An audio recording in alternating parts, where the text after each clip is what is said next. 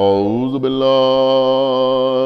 السمیع العلی العظیم من الشیطان اللعین الرجیم بسم اللہ الرحمن الرحیم الحمد للہ الذی ہدانا لہذا وما كنا لنهتدي لولا أن هدانا الله لقد جاءت رسل ربنا بالحق الصلاة والسلام على صاحب الدين والإسلام والحل والحرام والركن والمقام والصلاة والصيام والسجود والقيام والشريعة والأحكام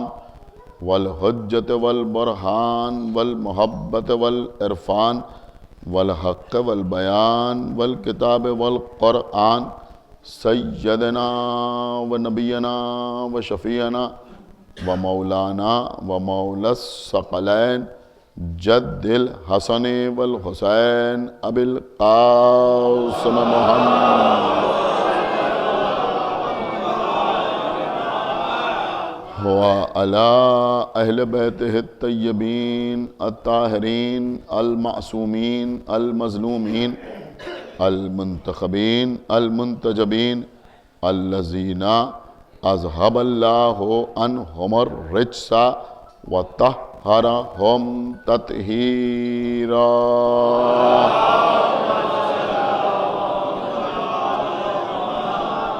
ولعنة الله على أعدائهم وقتلتهم وغاصبي حقوقهم ومنكري فضائلهم ومصائبهم أجمعين من الآن إلى يوم الدين اللهم عذبهم عذابا يستغيث منه أهل النار آمين رب العالمين اما بعد فقد قال الله سبحانه تبارك وتعالى في كتابه المجيد وفرقانه الحميد وقوله الحق بسم الله الرحمن الرحيم وقال ربكم ادعوني استجب لكم صلوات پر محمد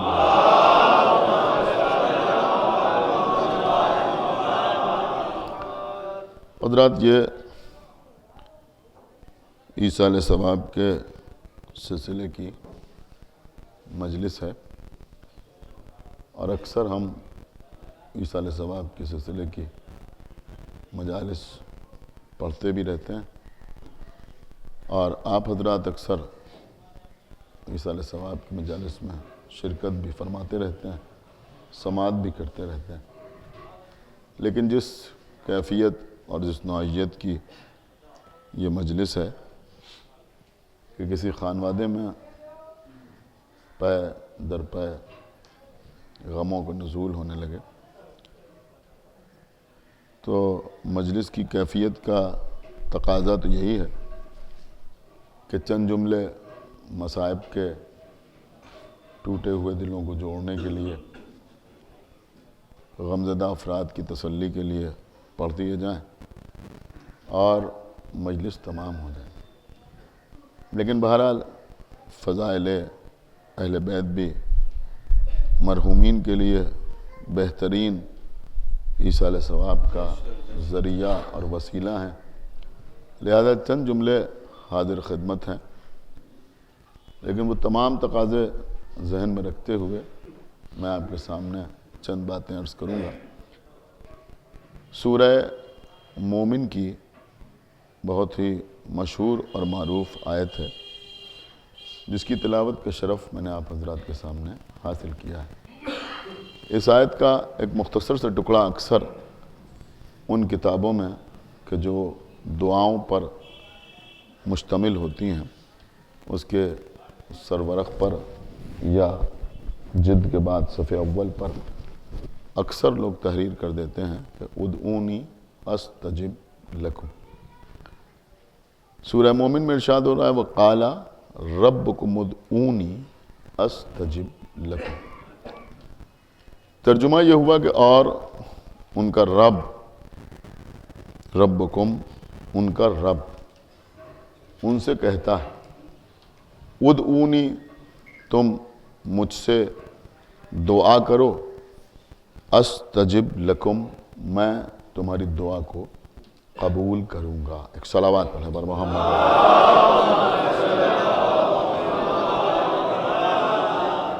عزیزوں اگر آپ غور کریں تو یہ بھی اللہ کے رحمان اور رحیم ہونے کا ایک بہت بڑا ثبوت ہے کہ اگر کسی کے در پہ کوئی سوال کرنے کے لیے آئے تو اکثر سوال کرنے کے لیے آنے والا صاحب خانہ کے لیے سبب زحمت ہوتا ہے، لیکن اگر کوئی اللہ سے سوال کرے تو اللہ اس کے سوال کو اس کی عبادت قرار دیتا ہے۔ صلوات پڑھیں محمد اور وہ خود حکم دیتا ہے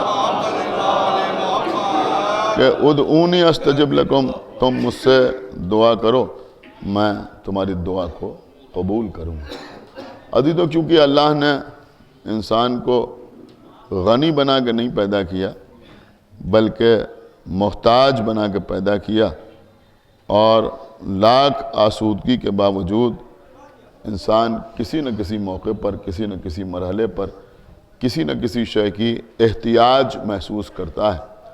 لہذا یہ بھی فطری بات ہے کہ جب کوئی احتیاج محسوس کرتا ہے تو وہ اپنی احتیاج کو، اپنی ضرورت کو کسی نہ کسی کے سامنے بیان بھی کرتا ہے۔ انشاءاللہ پہلے ہی جملے کو آپ محسوس کریں گے جو آپ کی خدمت میں عرض کر رہا ہوں کہ اب احتیاج کو، ضرورت کو کسی کے سامنے بیان کرنا ایک فطری عمل ہے، لیکن اگر مخلوق کے سامنے، خلق کے سامنے، ممکن کے سامنے، بندے کے سامنے، انسان کے سامنے اپنی احتیاج کو بیان کرے تو اس عمل کو استدعا کہتے ہیں، اور اگر بندہ اللہ کے سامنے اپنی احتیاج بیان کرے تو اسے دعا کہتے ہیں۔ ایک صلوات پڑھیں بر محمد وآل محمد۔ ایک جملہ اور میں آپ کی خدمت میں عرض کروں کہ اگر کوئی کسی کے سامنے اپنی ضرورت بیان کرتا ہے، احتیاج بیان کرتا ہے، تو وہ فوراً ہی اپنی احتیاج کسی کے سامنے نہیں بیان کرتا، بلکہ جس کے سامنے اپنی ضرورت بیان کرتا ہے پہلے اس کی تعریف میں بھی دو چار جملے اپنی زبان سے ادا کرتا ہے، یہ بات اخلاقیات میں شامل ہے۔ اس کے بعد اس کے سامنے اپنی حاجت بیان کرتا ہے، اپنی ضرورت بیان کرتا ہے۔ میں سمجھتا ہوں جو ابھی تک نہیں بولے شاید وہ بھی خاموش نہ رہیں کہ اگر بندے کے سامنے اپنی ضرورت بیان کرنے سے پہلے اس کی تعریف کرے تو اسے خوشامد کہتے ہیں، لیکن اگر بندہ اللہ کے سامنے اپنی احتیاج بیان کرنے سے پہلے اللہ کی تعریف کرے تو اسے خوشامد نہیں کہتے، حمد کہتے ہیں۔ ایک صلوات پڑھیں بر محمد وآل محمد۔ سنیے عزیزوں دو چار باتیں دیکھیں، میں جو پڑھ رہا ہوں بہت سوچ سمجھ کے پڑھ رہا ہوں، پوری توجہ آپ حضرات کی چاہتا ہوں، اور جس نوعیت کی جو مجلس ہے اسی کے مطابق میں آپ سے گفتگو کرنا چاہتا ہوں۔ دیکھیں عزیزوں دعا کیا ہے؟ حقیقت میں دعا کہتے کسے ہیں؟ اکثر لوگوں کو یہ شکایت ہوتی ہے کہ ہم پر غم کے پہاڑ ٹوٹے پڑ رہے ہیں، ہم پریشان ہیں، ہم مصیبت میں ہیں، ہم دعا کر رہے ہیں لیکن ہماری دعا اللہ کی بارگاہ میں قبول نہیں ہو رہی ہے۔ بہت توجہ آپ حضرات کی چاہتا ہوں۔ دیکھیں عزیزوں دعا کا قبول ہونا یا قبول نہ ہونا یہ اللہ کی مرضی اور اس کے علم پر منحصر ہے، لیکن ایک بات جو میں آپ کی خدمت میں عرض کر رہا ہوں کہ کسی شخص نے ہمارے اور آپ کے پانچویں امام محمد باقر علیہ السلام سے سنا، ہو سکتا ہے کوئی نئی بات ہو بچوں کے لیے، کہ امام سے سوال کیا کہ مولا آپ یہ فرمائیں کہ دعا کسے کہتے ہیں؟ تو آپ کے پانچویں امام نے فرمایا کہ صرف زبان سے، دیکھیں جملے سنیے گا، صرف یہ نہیں کہا کہ یہ نہیں ہے، بلکہ فرمایا کہ صرف زبان سے چند جملوں کی ادائیگی کا نام دعا نہیں ہے۔ پھر فرمایا کہ صرف ہاتھوں کو پیش پروردگار یا آسمان کی طرف بلند کر دینے کا نام دعا نہیں ہے. یعنی یہ نہیں کہا کہ ہاتھوں کو اٹھانے کا نام دعا نہیں ہے، بلکہ فرمایا فقط یعنی صرف ہاتھوں کو بلند کر دینے کا نام دعا نہیں ہے. تو سامنے والے نے پوچھا کہ مولا دعا کسے کہتے ہیں؟ تو امام نے فرمایا کہ دعا کا مطلب ہے اپنی عاجزی کا مکمل اعتراف اور اللہ کی قدرت پر مکمل اعتماد. صلوات پڑھیں بر محمد و آل محمد پر، اس کو کہتے ہیں دعا. بات سمجھ رہے ہیں؟ ایک صلوات پڑھیں بر محمد و آل محمد پر. اپنی عاجزی کا مکمل اعتراف اور اللہ کی قدرت پر مکمل اعتماد. یعنی جہاں کیفیت یہ ہوتی ہے کہ ہم عاجز ہیں اس کام کو کرنے سے، ہمارے اختیار میں نہیں ہے، ہم کچھ بھی کر لیں یہ فعل انجام نہیں دے سکتے، ہم کچھ بھی کر لیں یہ شے ہمیں حاصل نہیں ہو سکتی، لیکن ساتھ ساتھ اللہ کی قدرت پر مکمل اعتماد بھی ہو کہ اگر وہ چاہے تو ایسا ہو سکتا ہے. تو اس کا نام ہے حقیقت میں دعا. اور دیکھیں میں اپنے موضوع پہ آ رہا ہوں، اسی لیے اللہ نے قرآن میں بعض ایسی دعاؤں کا تذکرہ کیا کہ جو خاطی انسانوں کی دعائیں نہیں ہیں بلکہ معصومین کی دعائیں ہیں، تاکہ دنیا کی سمجھ میں آئے کہ دعا کہتے کسے ہیں. اسی تعریف کو سمجھانے کے لیے ایک دعا کا تذکرہ آپ کی خدمت میں عرض کر رہا ہوں. سورہ صافات کی 100 نمبر کی آیت ہے کہ جس میں جناب ابراہیم کی دعا تحریر ہے کہ جناب ابراہیم نے بارگاہ الہی میں دعا کی کہ رب ہب لی من الصالحین، پروردگار تو مجھے ایک صالح بیٹا عطا کر. دیکھیے غور کیا آپ نے، تو مجھے ایک صالح بیٹا عطا کر. بہت توجہ آپ حضرات کی چاہتا ہوں. اور جیسے ہی جناب ابراہیم نے دعا کی کہ پروردگار تو مجھے ایک صالح بیٹا عطا کر، اس کے فوراً بعد والی آیت میں، یعنی وہ آیت کے جس کا نمبر ہے 101، اس میں اللہ نے اس آیت میں جو دعا ہوئی اس کی قبولیت کا تذکرہ کیا. فبشرناہ بغلام حلیم. فبشرناہ، وہ نہیں بلکہ فا کا مطلب ہوتا ہے فوراً. اللہ کہتا ہے کہ ہم نے ابراہیم کو ایک حلیم بیٹے کی بشارت دی. کچھ غور کیا آپ نے؟ بس یہی میں آپ کی خدمت میں عرض کرنا چاہتا تھا. یہ تو قرآن کی آیت ہو گئی، لیکن اب ذرا آپ اسی کی تفسیر کی طرف رخ کریں کہ جب جناب ابراہیم نے بیٹے کی دعا کی تو اس وقت ابراہیم کی عمر کیا تھی؟ خدا کے لیے توجہ فرمائیں جو میں عرض کر رہا ہوں کہ جب جناب ابراہیم نے بیٹے کے لیے دعا کی رب حب لی من الصالحین، تو اس وقت ابراہیم کی قبلہ دعا کیا تھی؟ جناب ابراہیم 30 سال کے نہیں تھے، 35 سال کے نہیں تھے، 40 سال کے نہیں تھے، 50 سال کے نہیں تھے، 60 سال کے نہیں تھے. دیکھیں سارے امکانات تمام ہو رہے ہیں جیسے جیسے میں آگے بڑھ رہا ہوں. خدا کے لیے بیدار ہو کے سنیے. 70 سال کے نہیں تھے، بلکہ کم سے کم عمر جو مفسرین نے جناب اسماعیل کی تحریر کی ہے وہ 85 سال تحریر کی ہے کہ ابراہیم 85 ایئرز کے تھے. اور علامہ مجلسی نے اپنی کتاب حیات القلوب میں جو روایتیں لکھی ہیں اس میں 115 سال تک کی عمر تحریر کی ہے. میں عرض کر رہا ہوں 115 سال نہ مانیے تو 80-85 سال کے جناب ابراہیم تھے. 85 ایئرز کے 85 سال کے جناب ابراہیم. اور جناب ابراہیم کی زوجہ ہاجرہ بھی کوئی بہت کم سن خاتون نہیں تھی، بلکہ جناب ابراہیم سے تقریباً 10 سال چھوٹی تھی. تو اگر 85 سال کے ابراہیم تھے، آپ شاید غور نہیں کر رہا میں کیا عرض کر رہا ہوں، تو پھر 75 سال کی جناب ہاجرہ تھی. میں جملہ بڑا اہم کر رہا ہوں، آپ کو اختیار ہے جیسے چاہے ویسے سنیں. ارے بھیا جو امام نے دعا کی تعریف بیان کی ہے کہ دعا کا مطلب ہے اپنی عاجزی کا مکمل اعتراف اور اللہ کی قدرت پر مکمل اعتماد. جملہ سنیے گا کہ اگر اپنی عاجزی کا مکمل اعتراف اور اللہ کی قدرت پر مکمل اعتماد نہ ہو تو کوئی 85 سال کا آدمی اولاد کی دعا نہیں مانگتا. صلوات پڑھیں محمد و آل محمد.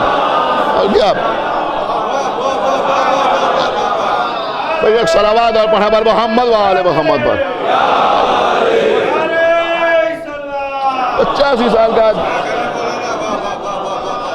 اور خالی دعا مانگی نہیں بلکہ دعا قبول ہوئی، اور اللہ نے ایک بیٹا نہیں دیا، پہلے جناب اسماعیل کی ولادت ہوئی، پھر جناب اسحاق کی ولادت ہوئی۔ اب بہت سے لوگ ہیں جو میں آپ کی خدمت میں عرض کر سکتا ہوں، لیکن میں دوسری طرف جانا چاہتا ہوں تو یہ جناب ابراہیم کی دعا قرآن مجید میں موجود، ایک دعا اور بھی ہے جو قرآن مجید میں موجود ہے، وہ کیا دعا ہے کہ رب ہب لی من لدن کا ولیا، ایک صلوات پڑھے بر محمد و آل محمد۔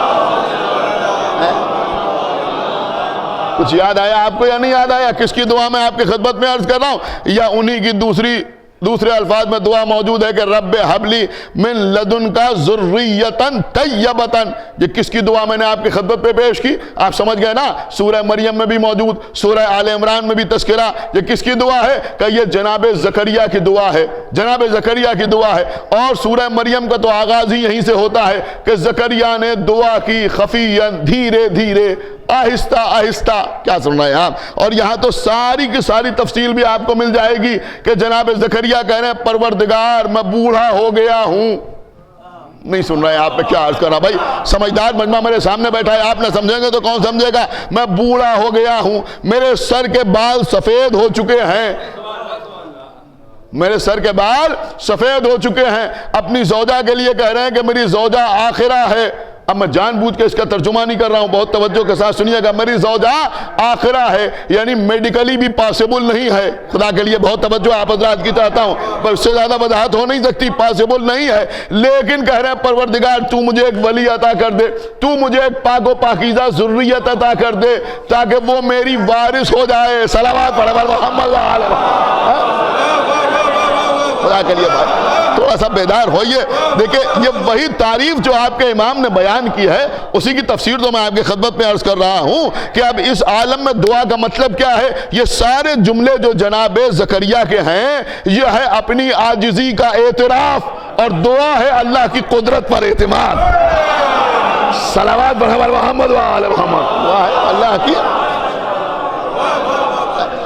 بہت توجہ آپ حضرات کی۔ تو زکریا دعا کر رہے ہیں اور اللہ بھی کہہ رہا ہے کہ ہم نے ان کو بیٹا عطا کیا، اور خالی بیٹا عطا نہیں کیا بلکہ اسمہ یحییٰ، اللہ کہہ رہا ہے کہ اس کا نام یحییٰ ہے، اور اس سے پہلے کسی کا یہ نام بھی نہیں تھا۔ سن رہے ہیں آپ؟ کسی کا یہ نام بھی نہیں تھا، نام بھی نیا رکھا تاکہ کوئی مشکوک بھی نہ کرنے پائے واقعے کو۔ میں کچھ عرض کر گیا، خدا کے لیے بھائی بیدار ہوئیے۔ تو جناب زکریا دعا کر رہے ہیں کہ پروردگار تو مجھے ایک بیٹا عطا کر دے۔ بس عزیزوں دھیرے دھیرے میں بات کو آگے بڑھا رہا ہوں، اور سنیے عزیزوں اب ذرا قرآن سے الگ ہٹ کے تاریخ کے اوپر نظر ڈالیے۔ اللہ کے رسول جناب فاطمہ بنت اسد کے گھر میں آتے ہیں۔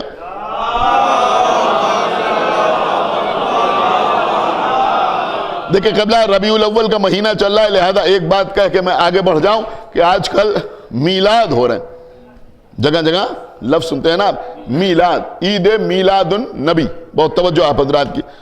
میرے بزرگ جو یہاں بیٹھے ہوئے ہیں وہ ساری باتوں کو اچھی طرح سے جانتے ہیں، ہر طبقے کے افراد اس وقت میرے سامنے بیٹھے ہوئے ہیں، مجھ سے عمر میں چھوٹے حضرات بھی یہاں تشریف فرمائیں، جو میرے ساتھ پڑھے ہوئے ہیں، میرے برابر کے لوگ ہیں وہ بھی بیٹھے ہوئے ہیں، اور الحمدللہ مولا سلامت رکھے ہمارے بزرگ عزیز بھی یہاں پر تشریف فرمائیں۔ انشاءاللہ آپ میری بات کو سمجھیں گے ضرور جو میں آپ کی خدمت میں عرض کر رہا ہوں کہ یہ میلاد، آپ کو پتہ ہے میلاد کا مطلب کیا ہوتا ہے؟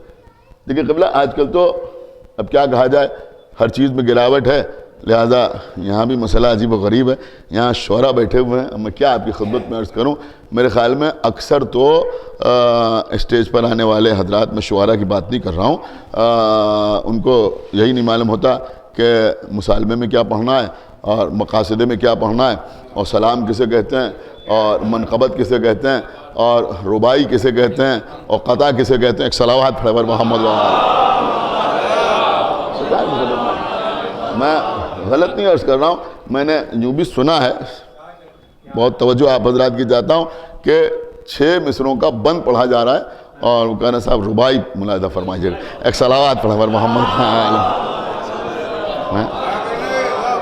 سمجھے۔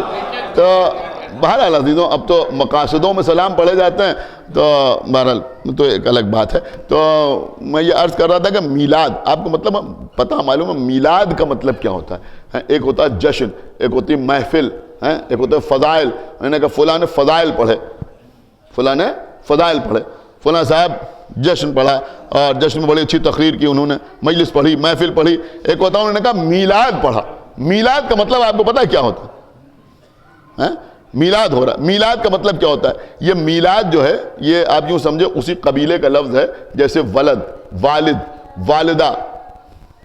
میری بات اللہ جانے آپ سمجھ رہے ہیں یا نہیں سمجھ رہے؟ ولد، والد، والدہ، مولود، ولادت، میلاد. ایک صلوات پڑھے بر محمد و آل محمد. اب آپ میری بات سمجھ گئے یا نہیں سمجھ گئے؟ تو عزیزوں حقیقت میں میلاد کا مطلب ہوتا ہے کہ اللہ کے رسول یا ہمارا کوئی معصوم ہو، اس کی ولادت کے وقت جو معجزات اور جو کمالات اور جو فضائل سامنے آئے ان کو بیان کرنا میلاد کہلاتا ہے. ایک صلوات پڑھے بر محمد و آل محمد. ایک صلوات اور پڑھتے بر محمد و آل محمد. دیکھیں اب میلاد میں پڑھا کچھ بھی جائے لیکن حقیقت میں میلاد کا مطلب یہی ہے کہ وہ چیزیں پڑھی جائیں کہ جو معصوم کی ولادت کے وقت ظاہر ہوئیں. مثلا امام حسین علیہ السلام کی ولادت ہے. اب اگر وہاں میلاد پڑھا جا رہا ہے، سنیے، میلاد پڑھا جا رہا ہے تو اب کربلا کے واقعات نہیں بیان ہوں گے بلکہ میلاد کا مطلب یہ ہوا کہ مثلا جناب فطرس کے حالات بیان کیے جا رہے ہیں. ایک صلوات پڑھے بر محمد و آل، یعنی ولادت اور اس کے بعد کے جو حالات ہیں ان کو بیان کرنا میلاد کہلاتا ہے. لیکن عام طور پر یہ لفظ جو ہے یہ پیغمبر اسلام کے لیے استعمال ہوتا ہے کہ اللہ کے رسول کا میلاد ہو رہا ہے. لفظ استعمال ہوتا ہے عید میلاد النبی. ماڈرنائز ہو گیا ہے لفظ. ہمارے بچپن تک تو 12 وفاتی تھا لیکن بہرحال اب تھوڑا ماڈرن ہو گیا. عید نبی تو رسول اللہ کا میلاد ہو رہا ہے. میری طرف آپ متوجہ رہیں. تو میلاد کا مطلب کیا ہوتا ہے کہ رسول اللہ کے ولادت کے وقت.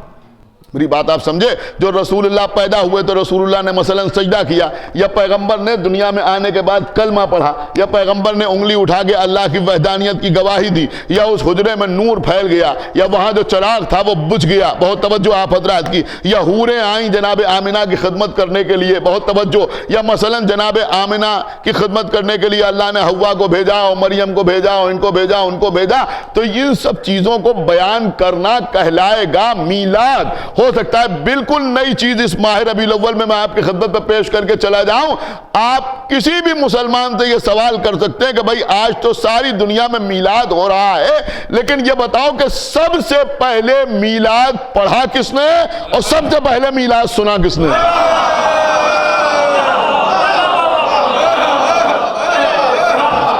ایک صلوات پڑھا بر محمد و آل محمد. ہائے ہائے ہائے، کچھ غور کیا آپ نے؟ سب سے پہلے اپنے ساتھ لے کے جائیے گا جو بات میں عرض کر رہا ہوں. یہ اتنی دیر میں نے یوں ہی آپ کو زحمت نہیں دی تھی کہ میں آپ کو بتاؤں کہ میلاد کیا ہے. نہ یہ کوئی بخراتیت تھی نہ کسی پر اعتراض تھا، بلکہ بات سمجھانے کے لیے میں نے عرض کیا کہ میلاد کا مطلب کیا ہے. کہ میلاد کا مطلب یہ ہے کہ کسی کے وقت ولادت جو امور ظہور میں آئے ان کو بیان کرنا میلاد کہا جاتا ہے. کسی بھی تاریخ میں جا کے دیکھیے کہ جب جناب آمنہ کے بطن سے اللہ کے اس نور کا ظہور ہوا تو اس وقت حجرے میں آمنہ کے ساتھ کون تھا؟ کیا سن رہے ہیں آپ بھائی؟ خدا کے لیے بیدار ہوئیے. اس وقت حجرے میں اللہ نے حوروں کو بھیجا. جناب حوا آئیں، جناب ہاجرہ آئیں، جناب سارہ آئیں، جناب مریم آئیں. لیکن ظاہر سی بات ہے ان بیویوں کو بعد میں تو کسی نے دیکھا نہیں، لیکن دنیاوی اعتبار سے اس وقت جناب آمنہ کے ساتھ کون تھا؟ ساری تاریخیں متفق ہیں کہ اس وقت جناب آمنہ کے ساتھ جناب فاطمہ بنت اسد موجود تھیں. سنا آپ نے یا نہیں سنا؟ کون موجود تھا؟ خدا کے لیے بھائی بیدار ہو. یہ جو میں عرض کر رہا ہوں یعنی جو میں پڑھ رہا ہوں پوری ذمہ داری کے ساتھ عرض کر رہا ہوں. کون تھا؟ کہ جناب فاطمہ بنت اسد موجود تھیں. اور رسول کی ولادت کے بعد یہ سارے امور دیکھنے کے بعد بنت اسد اپنے شوہر جناب ابو طالب کے پاس آئیں. اور ابو طالب کے پاس آنے کے بعد سب سے پہلے جناب فاطمہ بنت اسد نے ابو طالب کو بتایا کہ آمنہ کے یہاں بیٹا پیدا ہونے کے بعد یہ ہوا، یہ ہوا، یہ ہوا، یہ ہوا. سب سے پہلے فاطمہ بنت اسد نے بیان کیا. تو اجازت ہو تو کہہ دوں کہ بھیا جتنے بھی میلاد پڑھو لیکن یہ یاد رکھو کہ سب سے پہلا میلاد بنت اسد نے پڑھا اور ابو طالب نے سنا. صلوات محمد و آل محمد.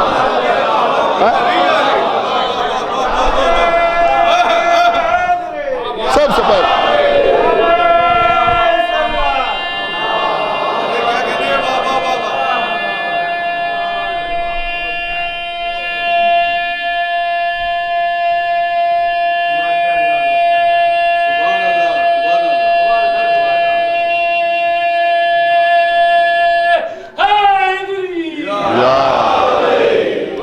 سب سے پہلا میلاد جناب فاطمہ بنت اسد نے پڑھا اور جناب ابو طالب نے سنا نہیں. ابھی آپ کو اور لطف آئے گا. اور خالی سنا نہیں, یہاں کوئی میلاد پڑھے تو لوگ کہتے سبحان اللہ, ماشاء اللہ, جزاک اللہ. پڑھنے والے سے لوگ کہتے ہیں اللہ تمہیں جزائے خیر دے. کہتے ہیں یا نہیں کہتے ہیں؟ انہوں نے کہا اللہ تمہیں جزائے خیر دے. یہ جملہ بھی داد میں شامل ہے کہ سبحان اللہ, ماشاء اللہ, اللہ سلامت رکھے, زندہ رکھے, جزائے خیر عطا کرے. ابو طالب نے بھی جب بنت اسد سے یہ میلاد سنا تو یہ نہیں کہ خالی خاموش بیٹھے رہے ہو, داد بھی دی اور دعا بھی دی. اب سنیے دعا کیا تھی. قسم خدا کی جو اہلی والا ہے خاموش نہیں رہے گا.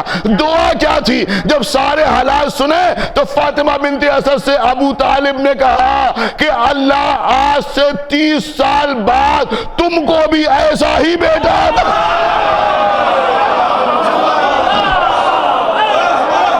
صلوات محمد وآل محمد. ایسا ہی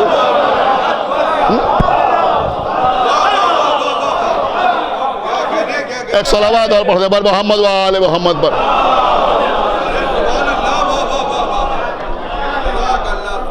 دیکھیں قبلہ سنیے, میں عرض تو کچھ اور کرنا چاہتا تھا لیکن بات آ گئی تو میں نے عرض کر دیا اللہ 30 سال کے بعد تمہیں ایسا ہی بیٹا عطا کرے گا. ہو سکتا ہے جو بہت چھوٹے بچے یہاں ہیں ان کے علم میں کچھ اضافہ ہو جائے کہ آپ جانتے ہیں کہ جس سال پیغمبر اسلام کی ولادت ہوئی اسی سال جناب ابو طالب کے بیٹے جناب طالب کی ولادت ہوئی. یعنی سن 1 عام الفیل تاریخ یوم سن ولادت ہے پیغمبر کا بھی اور جناب طالب کا بھی, جن کی وجہ سے جناب عمران کو ابو طالب کہا جاتا ہے. ابو طالب کا مطلب کیا ہوا؟ طالب کے باپ. تو یہ اسی سال پیدا ہوئے. اب میں نے ڈھونڈا لیکن بہرحال مجھے ملا نہیں. کبھی ملے گا تو میں آپ کو بتاؤں گا, کسی صاحب نے دیکھا تو مجھے بتائیں کہ یہ جناب طالب پیغمبر سے پہلے پیدا ہوئے یا بعد میں پیدا ہوئے, لیکن بہرحال اسی سال پیدا ہوئے. یہ مجھے کسی کتاب میں نہیں ملا. تو بہرحال جناب طالب اگر مان لیجئے پیدا ہو چکے تھے, جناب طالب کے 10 سال کے بعد جناب عقیل پیدا ہوئے. جناب عقیل کے 10 سال کے بعد جناب جعفر طیار پیدا ہوئے. ان کے 10 سال کے بعد مولا علی پیدا ہوئے. آپ شاید غور نہیں کر رہے ہیں, یعنی طالب اسی سال پیدا, اس کے 10 سال بعد جناب عقیل, 20 سال بعد جناب جعفر, 30 سال کے بعد. دیکھیں دعا کا مطلب آپ سمجھے یا نہیں سمجھے؟ خدا کے لیے بیدار ہوئیے. اور بیچ میں جو 2 بیٹیاں ہیں ان کی ولادتیں کیا سن رہے ہیں. اور جناب ابو طالب کیا کہہ رہے ہیں؟ 30 سال کے بعد اللہ آپ کو ایسا ہی بیٹا عطا کرے گا. اب طالب مثلا موجود ہیں یا اسی سال ہونے والے ہیں, ان کی بات میں نہیں کر رہا ہوں. کہہ رہے ہیں 30 سال کے بعد, تو ابھی تو 10 سال بعد بھی بیٹا ہوگا, 20 سال بعد بھی بیٹا ہوگا. لیکن ابو طالب یہ نہیں کہہ رہے 10 سال بعد ایسا بیٹا ملے گا, 20 سال بعد ایسا بیٹا ملے گا. بڑا قیامت کی بات آپ کے سامنے عرض کر رہا ہوں. اس کا مطلب یہ ہوا کہ جناب ابو طالب صرف علم غیب نہیں رکھتے بلکہ عرفان نور بھی رکھتے ہیں. سنا نہیں آپ نے میں کیا عرض کرنا ہے؟ عرفان نور بھی رکھتے ہیں. ابو طالب کو معلوم ہے 10 سال کے بعد بیٹا تو ہوگا مگر ایسا نہیں ہوگا, 20 سال بعد بیٹا تو ہوگا مگر ایسا نہیں ہوگا, لیکن 30 سال بعد جو بیٹا ہوگا, ایک صلوات بڑے بڑے محمد وآل محمد, وہ ایسا ہی صاحب اعجاز ہو. اور عزیزوں تاریخ میں جناب فاطمہ بنت اسد کی دعا بھی ملتی ہے کہ جب پیغمبر اسلام نے وہ معجزہ دکھایا ان کے گھر میں کہ سوکھا ہوا کھجور کا درخت ہرا ہو گیا اور اس پہ کھجوریں آ گئیں, تو سجدہ کیا, اور سجدہ کرنے کے بعد بس میں نے مختصر کر دیا اس بات کو, اور کہا پروردگار تو مجھے بھی ایک ایسا ہی بیٹا عطا کر جو اس محمد کا بھائی ہو. ہائے ہائے, خدا کے لیے بھائی بیدار ہو, یہ جو اس محمد کا بھائی ہو. اب دیکھیں میں نے 3 چیزیں آپ کی خدمت میں عرض کی. جناب ابراہیم نے بیٹے کی دعا کی, جناب زکریا نے بیٹے کی دعا کی, جناب فاطمہ بنت اسد نے بیٹے کی دعا کی. لیکن ان دعاؤں کی کیفیت بھی ذرا ملاحظہ فرمائیے, بڑی قیمتی بات میں آپ کی خدمت میں عرض کر رہا ہوں. جناب ابراہیم کے گھر میں بیٹا نہیں تھا تو بیٹے کی دعا کی, زکریا کا کوئی وارث نہیں تھا تو بیٹے کی دعا کی, فاطمہ بنت اسد کے بیٹے تھے مگر ایسا نہیں تھا. کیا سننا ہے خدا کے لیے بیدار ہوئیے ہیں, بیٹے تو تھے مگر ایسا نہیں تھا تو بیٹے کی دعا کی، لیکن مولا علی نے جو حضرت عباس کی دعا کی، قسم خدا کی اس سے قیمتی کوئی جملہ نہیں ہے، مولا علی نے جو حضرت عباس کی دعا کی، اس دعا میں اور ان دعاؤں میں فرق یہ ہے کہ ابراہیم کے پاس بیٹا نہیں ہے تو بیٹے کی دعا، زکریا کے گھر میں بیٹا نہیں ہے تو بیٹے کی دعا، فاطمہ بنت اسد کے بیٹے ہیں مگر ایسا نہیں ہے لہذا بیٹے کی دعا، لیکن وہاں تو حسنین جیسے بیٹے ہیں۔ بھائی صلوات برابر محمد وآل محمد، حسنین جیسے بیٹے مادرہ۔ اور جناب عقیل سے فرما رہے ہیں کہ بھیا عقیل کسی ایسے بہادر خاندان میں میری شادی کرا دو جہاں سے ایسا بہادر بیٹا پیدا ہو جو کربلا میں میرے حسین کے کام آئے۔ ابھی آپ اتنے شعر سن رہے تھے، سنیے ابھی میں انشاءاللہ مصاحف پڑھوں گا، کوئی کمی نہیں کروں گا۔ 4 مصرے آپ نے 1000 مرتبہ سنے ہوں گے جناب اکمال لکھنوی کے، کہ جو حقیقت میں خود بہادر ہو پسر اس کا دلیر ہوتا ہے، کیوں نہ عباس ہوتے مثل علی، شیر کا بچہ شیر ہوتا ہے، یا علی شیر کا بچہ شیر ہوتا ہے۔ آپ جہاں بھی شادی کر لیتے ایسے ہی بیٹا پیدا ہوتا۔ کیا سن رہے ہیں آپ؟ خدا کے لیے بھائی بیدار ہوئیے، آپ کا بیٹا تھا جہاں بھی شادی کر لیتے بہادر بیٹا پیدا ہو سکتا تھا، لیکن فرمایا بھیا عقیل کسی ایسے بہادر خانوادے میں میری شادی کرا دو۔ جملہ عرض کر رہا ہوں، سمجھداروں کے لیے اشارہ کافی ہے، آپ نہ سمجھیں گے تو کون سمجھے گا۔ یہ نہیں کہا کہ بہادر عورت سے شادی کرا دو کہ میدان میں آ جائے۔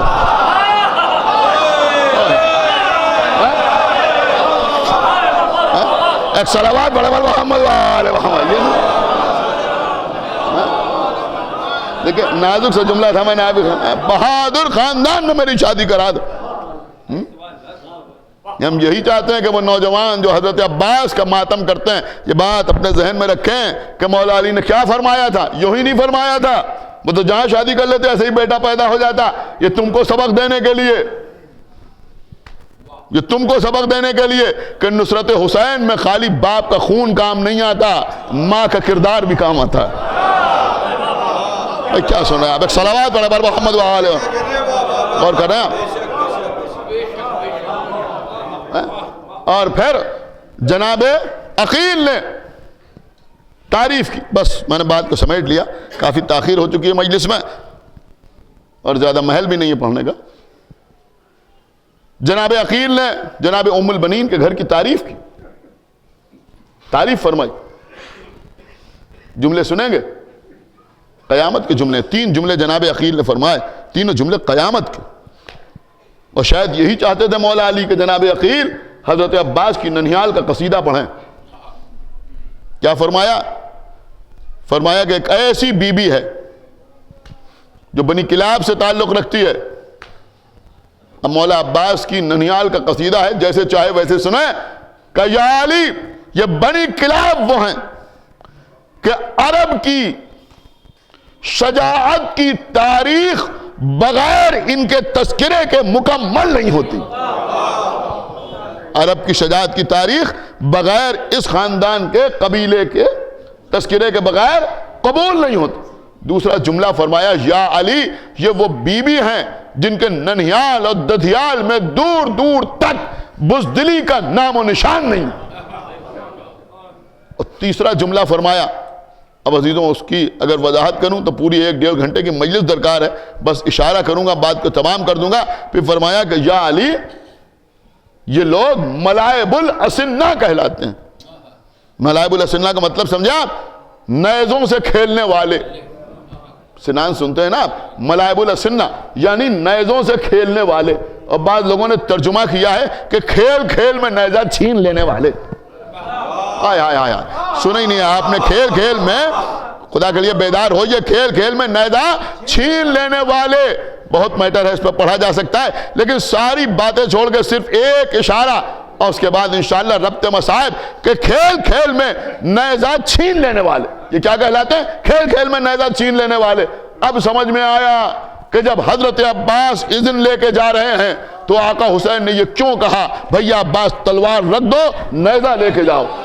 ہائے ہائے ہائے ہائے، کیا سن رہے ہیں آپ؟ اس کو خالی صبر کے آئینے میں نہ دیکھیے، بلکہ حسین بتانا چاہتے تھے کہ میرے بابا نے دعا کی تھی ایسے خاندان میں شادی کرا دو جہاں سے ایسا بہادر بیٹا پیدا ہو جو کربلا میں حسین کے کام آئے۔ اگر عباس خالی تلوار سے شجاعت کا مظاہرہ کرتے تو لوگ کہتے بیٹے اس کے ہیں جس کے لیے جبریل نے قصیدہ پڑھا کہ لا فتح الا علی لا سیفہ الا ذوالفقار، لہذا آخر وقت میں کہا بھیا نیزہ لے کے جاؤ تاکہ تمہاری ننھیالی شجاعت کا اندازہ ہو۔ صلوات بڑھے محمد وآل محمد۔ نیزہ لے بالکل الگ کرو جو میں نے آپ کی خدمت میں پیش کر دیا عزیزوں۔ پھر جناب ام البنین گھر آئیں، اور جب گھر آئیں تو علی کی ڈیڑھی پر سجدہ کیا، یہ سجدہ تعظیمی تھا۔ اندر پہنچی، امام حسن اور امام حسین علیہ السلام کو دیکھا، طواف کیا، جانتی تھی کہ یہ روح قبلہ ہیں، یہ جان کعبہ ہیں، لہذا طواف کیا کہ بچوں میں تمہاری ماں بن کے نہیں آئی، میں تمہاری کنیز بن کے آئی، میں تمہاری کنیز بن کے آئی۔ عزیزو کتاب کا نام ہے علمدار کربلا، آغا دیباجی نے کتاب تحریر کی ہے، انہوں نے اس میں ایک چھوٹی سی روایت لکھی ہے۔ آپ یقین مانیں کہ پہلی مرتبہ جب میں نے کتاب پہ پڑھا تو میں اپنے کمرے میں تھا، تنہا تھا، بہت دیر تک میں رویا خود۔ عجب روایت ہے، حالانکہ جیسے کوئی سخت مصائب کی روایت نہیں ہے، لیکن سوچیں محسوس کرنے والی روایت ہے کہ چونکہ بی بی کا نام بھی فاطمہ تھا، فاطمہ کلابیہ، لہذا جب بیاہ کے مولا علی کے گھر میں آئیں تو شروع میں مولا علی نے آپ کو فاطمہ کہہ کے پکارا، فاطمہ کہہ کے پکارا، نام فاطمہ تھا تو فاطمہ کہہ کے پکارا۔ 6-7 دن کے بعد بی بی نے مولا علی سے کہا، اے میرے والی، اے امیر المومنین، آپ مجھے فاطمہ کہہ کے نہ پکارا کیا۔ کہا کیوں؟ کہا اس لیے کہ آپ کا نام فاطمہ نہیں ہے۔ کبھی بھی بے شک ہمارا نام فاطمہ ہے، لیکن آپ ہمیں یہ کہہ کے نہ پکارا کیجئے، چونکہ جب آپ ہم کو فاطمہ کہہ کے پکارتے ہیں تو حسنین کو اپنی ماں یاد آ جاتی ہے اور ان کی آنکھوں میں آنسو آ جاتے ہیں۔ تب مولا علی نے بی بی کی کنیت قرار دی ام البنین، بیٹوں کی ماں۔ میرے خیال میں شاید اب آپ حضرات کو احساس ہو گیا ہوگا کہ میں نے یہ موضوع کیوں چھیڑا۔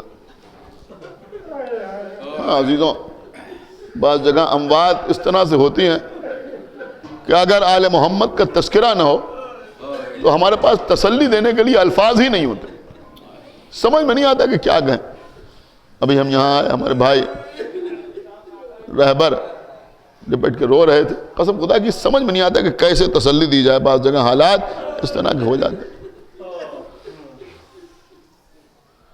اب میں کیسے آپ کی خدمت میں عرض کروں، پے در پے موت ہے، معمولی مسئلہ نہیں ہوتا۔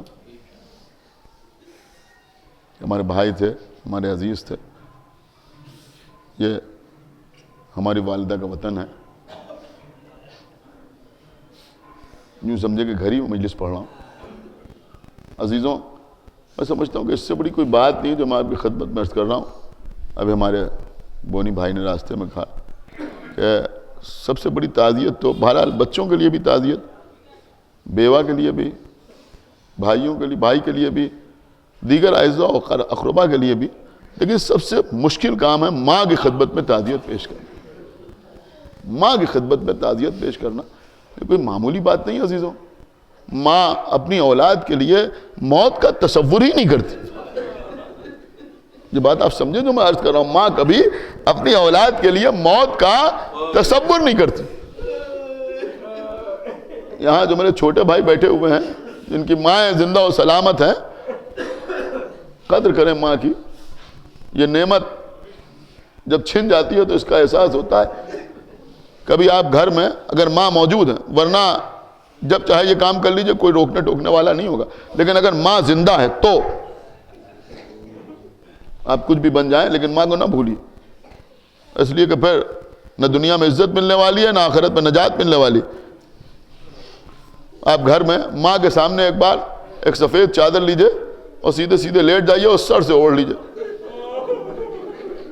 حرام نہیں، ناجائز نہیں، کسی مرجع کا اس کے خلاف کوئی فتویٰ نہیں، کچھ نہیں. لیکن آپ کی زوجہ دیکھے گی برداشت کر لے گی، آپ کی بیٹی دیکھے گی برداشت کر لے گی، آپ کا بھائی دیکھے گا برداشت کر لے گا، آپ کی بہن دیکھے گی برداشت کر لے گی. میں بڑی قیمتی بات آپ سے کہہ رہا ہوں، لیکن آپ کی ماں دیکھے گی تو برداشت نہیں کرے گی، آگے بڑھ کے فوراً آپ کا منہ کھول دے گی. عزیزو صرف اس کیفیت کے اوپر پوری جان قربان کی جا سکتی. میں کیا آپ کی خدمت میں عرض کروں، یہ جذبہ ہوتا ہے. کیوں کہ ماں اپنی اولاد کے لیے موت کا تصور ہی نہیں کرتی. تو عزیزوں آپ غور کریں کہ اگر کسی ماں کے سامنے ایک نہیں، دو نہیں، بلکہ چار بیٹے اس دنیا سے گزر جائیں تو یہ کوئی معمولی مسئلہ نہیں ہے. جن مرحوم کے اصالہ ثواب کی مجلس سے 2 بھائی تو ابھی 16-17 دن کے عرصے میں اس دنیا سے گزر گئے. اس سے پہلے انصر بھائی کا حادثہ ہوا اور اس سے پہلے بھی ان کے ایک بیٹے کا انتقال بہت پہلے ہو گیا تھا. تو خداوند عالم ہمارے رہبر صاحب کو سلامت رکھے، ہمارے بھائی کو، اور آباد رکھے، شاد رکھے، ہر دنیا بھی عرضی و سماوی بلا سے محفوظ رکھے. بس عزیزوں، شاید میں نے یہ تذکرہ ہی اسی لیے آپ کی خدمت پہ کیا کہ 4 بیٹے اس دنیا سے ان کے گزر گئے. تو میں سمجھتا ہوں کہ جناب ام البنین سے بہتر کوئی تذکرہ نہیں ہے ماں کی خدمت میں تعزیت پیش کرنے کے لیے. بس قبلہ مجلس تمام ہو گئی. جناب ام البنین، یہ ساری تمہید اب میرے خیال میں سمجھ گیا ہوں گے آپ، میں نے اسی لیے قائم کی تھی کہ میں آپ کے سامنے بی بی کا تذکرہ کرنا چاہتا تھا. ہاں عزیزوں، جناب ام البنین کو بھی اللہ نے 4 بیٹے عطا کیے. ایک نہیں، 2 نہیں، 4 بیٹے اللہ نے عطا کیے. کیوں کہ مولا علی نے کنیت قرار دی تھی ام البنین، بیٹوں کی ماں، تو اللہ نے 4 بیٹے بھی عطا کیے. بیٹیاں بھی دیں لیکن 4 بیٹے اللہ نے عطا کیے. وہ شیر جیسے 4 بیٹے کربلا کے میدان میں امام حسین پر قربان ہو گئے. عزیزوں، جناب ام البنین نے اپنے بیٹوں پر نوحہ تو نہیں کیا، ماتم تو نہیں کیا، یہ حقیقت ہے، لیکن ایک جملہ ہے، بس اس جملے کا ادراک اگر ہو جائے تو زندگی بھر رونے کے لیے کافی ہے کہ کہاں یہی ام البنین ہے جو مولا علی سے کہہ رہی ہے کہ آپ مجھے فاطمہ کہہ کے نہ پکارا کیجئے، اس لیے کہ حسنین کو ان کی ماں یاد آ جاتی ہے اور ان کی آنکھوں میں آنسو آ جاتے ہیں. اور مولا علی بی بی کی کنیت قرار دے رہے ہیں ام البنین. اور پھر وہی بی بی ہیں کہ بعد کربلا جب کسی نے ام البنین کہہ کے پکارا تو فرمایا اب مجھے ام البنین نہ کہا. اللہ اکبر، اب مجھے ام البنین نہ کہا کرو، اس لیے کہ جب تم مجھے ام البنین کہہ کے پکارتے ہو تو مجھے اپنے بیٹے یاد آ جاتے ہیں. ارے اب وہ بیٹے کہاں ہیں جن کی وجہ سے میں ام البنین ہوں. بس قبلہ بات تمام، صرف مرحوم کی ماں کی تسلی کے لیے یہ جملے اور مجلس تمام. عزیزوں، کربلا کے میدان میں بہت سی بیویاں ہیں جنہوں نے قربانیاں پیش کی. کسی ماں نے اپنا 1 بیٹا قربان کیا، کسی ماں نے 2 بیٹے قربان کیے، کسی نے 3 بیٹے قربان کیے. لیکن اگر آپ غور کریں، کسی بی بی نے اپنے شوہر کو قربان کیا، کسی بی بی کا بھائی قربان ہوا، لیکن سب سے زیادہ قربانیاں اگر کسی بی بی کی کربلا میں ہیں تو وہ ہیں جناب ام البنین. میں آپ کو گناؤں، حالانکہ گنوانا تو ممکن نہیں ہے، لیکن صرف آپ کو احساس کرانا ہے کہ کتنی قربانیاں جناب ام البنین کی کربلا میں ہیں. کبھی آپ نے سوچا؟ بس عزیزوں 5 منٹ کے اندر انشاءاللہ مجلس تمام ہو رہی ہے. کتنی قربانیاں ہیں جناب ام البنین کی. 4 شیر جیسے بیٹے کربلا میں مارے گئے، 4 بیٹے. اب جب قافلہ واپس مدینے آیا تو 3 بیوہ بہویں واپس آئیں. 3 بہویں. آپ غور نہیں کر رہے، میں کیا عرض کر رہا ہوں؟ دیکھیے عزیزوں، بالکل میں سمجھتا ہوں کہ مجلس کی مطابقت کے ساتھ میں آپ کی خدمت میں عرض کر رہا ہوں. 3 بیوہ بہویں واپس آئیں. اب ان 3 بیوہ بہویں کو جب جناب ام البنین دیکھتی ہوگی تو کیا عالم ہوتا ہوگا. یہ 3 بیوہ بہویں میں نے اس لیے کہا کہ ایک بیٹے کی تو شادی ہی نہیں ہوئی تھی. 3 بیٹے جو مارے گئے ان کی بیوہ بہویں سامنے آئیں. ایک بیٹے کی کوئی نشانی بھی موجود نہیں ہے. تو عزیزوں 4 بیٹے مارے گئے. اچھا، خالی بیٹے نہیں مارے گئے بلکہ پوتے مارے گئے. حضرت عباس کے بیٹے بھی کربلا کے میدان میں شہید ہوئے. خالی بیٹے نہیں مارے گئے بلکہ 4 نواسے بھی مارے گئے. نہیں، اس سے پہلے میں آپ کی خدمت میں عرض کروں کہ خالی 3 بیوہ واپس نہیں آئی بلکہ بیٹی بھی بیوہ ہو کر واپس آئی. کیوں کہ داماد کوفے میں مارا گیا. جس کی لاش کے پیر میں رسی باندھ کر کوفے کی گلیوں میں تشہیر کیا گیا. سمجھ گئے آپ نا؟ جناب مسلم ابن عقیل 4 نواسے مارے گئے. 2 نواسے کوفے میں قتل ہو گئے. 2 نواسے کربلا کے میدان میں امام حسین کے ساتھ مارے گئے. اور خالی نواسے نہیں مارے گئے بلکہ صاحب مالی السبتین نے لکھا کہ جب جناب مسلم کے ایک بیٹے کا لاشا لے کر امام حسین آئے تو جناب مسلم کی ایک چھوٹی سی بچی جو جناب سکینہ کی ہمتن تھی جن کا نام عاتقہ تھا، وہ روتی ہوئی سر و سینہ پیٹتی ہوئی خیمے سے باہر نکل آئیں.